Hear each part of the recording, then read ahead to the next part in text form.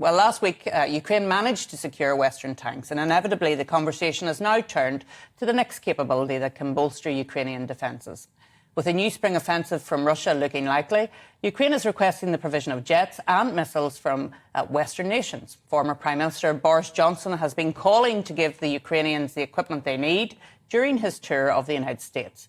Meanwhile, UK Defence Secretary Ben Wallace and France's Emmanuel Macron have said that they won't rule anything out. In contrast, Germany's Chancellor has warned against escalation. Well, I'm delighted to say that joining me in the studio, which is always good, is defence academic and former RAF officer Dr Andrew Curtice. Andrew, I suppose when tanks arrived and there was a little bit of delay with some of the countries in relation to the tanks, that the next stage was always going to be air capability, wasn't it?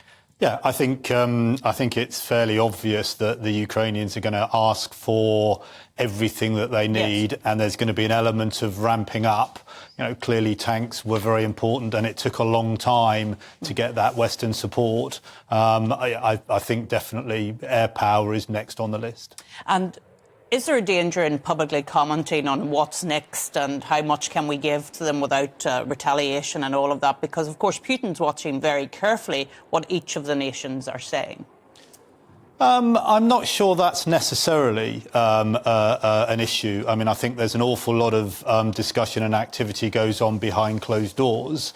And so the fact that there's an element of this that's sort of open dialogue, I don't think there's a problem with that. Yeah. Yeah, and some of the commentary I've been reading has been talking about the concerns of just handing over air capability and then expecting the pilots in Ukraine to be able to deal with those aeroplanes. I mean, should we be concerned about that?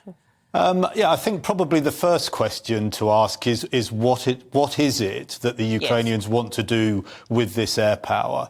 Because depending on that will depend on then, what's actually relevant in terms of capability that they could use. But you're quite right in recognising that offering and giving air power is a definite step up in terms of capability usage, and the training and the development of both aircrew and, in fact, ground crew is quite significant. It's a lot more different than maintaining and operating armour and main battle tanks.